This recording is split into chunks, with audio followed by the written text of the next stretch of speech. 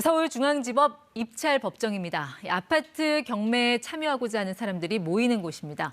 시세보다 싸게 내 집을 마련하려는 수요가 몰렸던 경매 시장 열기가 최근 가라앉으면서 집값 조정의 신호인가 하는 분석들이 나오고 있습니다. 자, 맞는 전망일까요? 경매 전문 회사 지지옥션 이주현 선임연구원과 알아보겠습니다.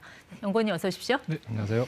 자, 또 이 아파트를 취득한다고 했을 때는 분양을 받든지 아니면 매매. 그리고 또 하나가 이제 경매 이렇게 생각을 하는데 경매는 여전히 소위 말해서 선수들이 하는 시장 아닌가 싶어서 일반인들과는 조금 거리가 있게 느껴지거든요. 네, 일단 경매가 무엇인지를 먼저 좀 설명을 좀 드려야 할 것 같은데요. 일단 경매는 어떤 사인 간의 채권 채무 관계를 국가가 나서서 이제 해결을 해주는 그런 제도입니다. 만약에 채권자가 채무자의 부동산에 대해서 경매를 신청하면은요, 누군가가 이제 낙찰을 받겠죠. 낙찰을 받으면 그 낙찰 금액을 가지고 나중에 이제 채권자들에게 배당을 해줌으로써 모든 절차가 이제 끝나게 됩니다. 자, 그런데 이 경매 시장에 많은 사람들이 좀 꺼려하고 있는 이유 중에 하나가 일단 권리 분석을 좀 스스로 할 줄 알아야 하고요. 그다음에 나중에 부동산을 인도받는 과정이 다소 까다롭기 때문에 많은 분들이 이제 경매를 좀 어렵게 생각하고 계십니다. 근데 최근에는 응찰자 수가 많이 늘었는데요. 집값이 이제 급등을 하다 보니까 아무래도 매매 시장보다는 좀 더 싼 가격에 매입을 하고자 이 경매 시장으로도 많이 발길을 돌리고 있습니다. 네, 일반 투자자들이 좀 늘었다고는 하지만 그래도 경매 시장 하면은 주로 이제 업으로 하는 분들이 녹화하는 시장. 그래서 일반 매매 시장보다 좀 먼저 움직이는 선행 지표를 생각하기가 쉬운데 실제로 그런 상관관계가 있습니까? 네, 맞습니다. 제가 항상 얘기를 하는데요. 경매 시장은 매매 시장의 선행 지표다라고 말씀을 드리는데 그 이유가 아무래도 경매 입찰을 하시는 분들은 그 매매 시장의 호가나 실거래 가격을 참고해서 이제 낙찰가를 산정을 하게 되는데요. 만약에 실거래가가 높이 있다 혹은 매물이 없다 그러면 이제 낙찰가율은 높아질 수밖에 없고요. 만약에 실거래가가 좀 낮고 호가가 낮아졌다. 그러면 당연히 그걸 참고하는 낙찰자는 경매 가격을 낮게 책정할 수밖에 없습니다. 그래서 아무래도 선행 지표이다. 제가 이렇게 말씀을 드리고 있습니다. 그 낙찰가율을 보면은 이제 몇 달 뒤 아니면 이제 내년도 시장을 어느 정도는 전망을 할 수 있다는 건데 그렇다면 최근에 이 낙찰가율 동향 좀 어떻게 나오고 있습니까? 네, 낙찰가율이란 것은 감정가 대비 얼마의 낙찰이 됐느냐라는 비율을 얘기를 하는 건데요. 예를 들어서 10억짜리가 경매로 나왔다. 그럼 이제 감정가 100%는 10억이죠. 근데 120%의 낙찰이 됐다 하면 12억 원의 낙찰이 됐다는 그런 뜻입니다.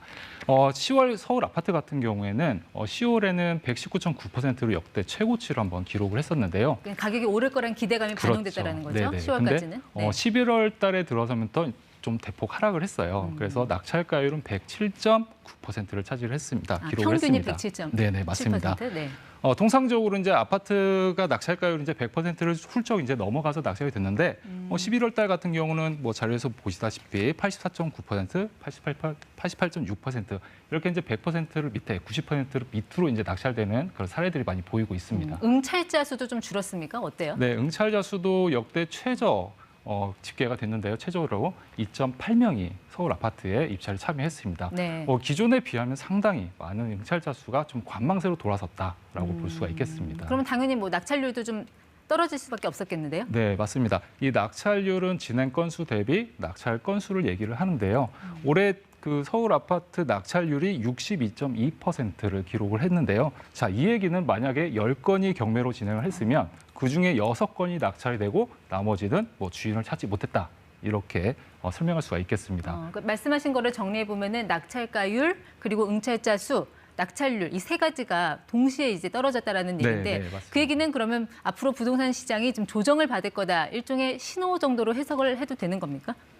조정을 받을 거라고 이렇게 단정 짓고 말씀드리긴 좀 어렵고요. 왜냐하면 지금 낙찰가율이 거의 100%를 계속 넘어가고 있는 상황은 맞기 때문에 아직 이제 이게 아파트 추세가 하락 추세로 전환했다라고 단정 짓기는 좀 어렵습니다. 자, 그런데 최근에 이제 그 대출 규제가 계속되면서 아무래도 자금 조달에 약간 어려움을 겪으시는 분들이 많으니까 응찰자 수가 줄어들면서 낙찰률도 떨어지고 그다음에 낙찰가율도 약간 하락하고 있는 추세에 있는 건 맞습니다. 그러니까는 집값 하락의 본격적인 신호라고 해석을 하기보다는 정부 정책에 따른 대출 규제 같은 정책에 따른 약간 일시적인 관망세 그 정도로 보는 게 좀 합리적이다라고 보시는 것 같습니다. 그런데 정부의 대출 규제는 앞으로 더 강화될 거라고 보는 시각이 많은데 결국엔 그러면 조정이 오지 않을까 하는 그런 분석도 있습니다. 네, 좀 더 지켜봐야 하겠는데요. 내년 1월부터 청부채 원리금 상환 비율이 좀 더 강화가 되기 때문에 아무래도 이 추세가 관망세 추세가 좀 이어질 거라는 생각은 듭니다. 하지만 일단 서울 수요가 수요 대비 공급이 많이 부족한 상황이고요.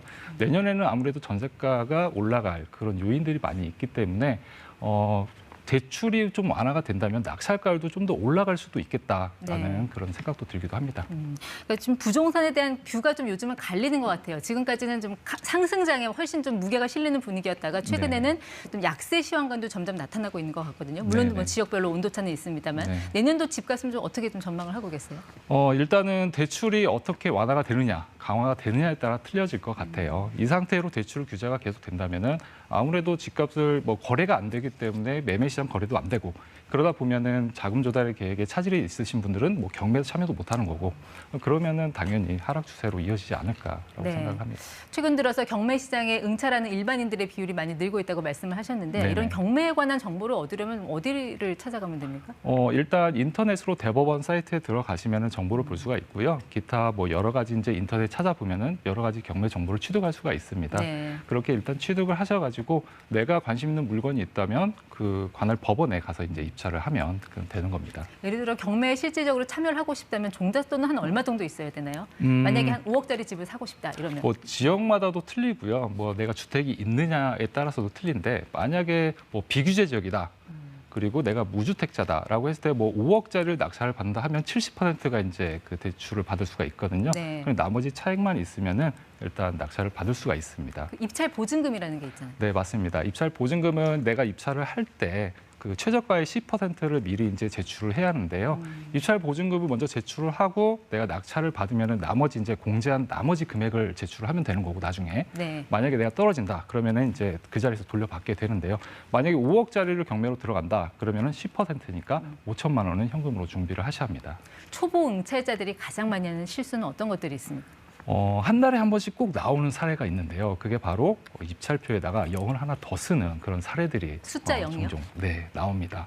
만약에 예를 들어서 내가 5억짜리 부동산을 5억 1천만 원에 낙찰을 받고 싶었다. 그럼 5억 1천만 원을 써야 하잖아요.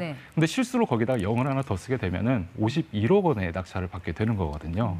자, 그렇게 되면은 나중에 잔금을 납부할 때 한 40억 가량을 내야 하는데 그 40억 가량을 낼 수는 없겠죠. 그럼 잔금을 미납하게 되는 거고 그렇게 되면은 내가 입찰할 때 제출했던 보증금 5천만 원은 돌려받지 못하게 되는 겁니다.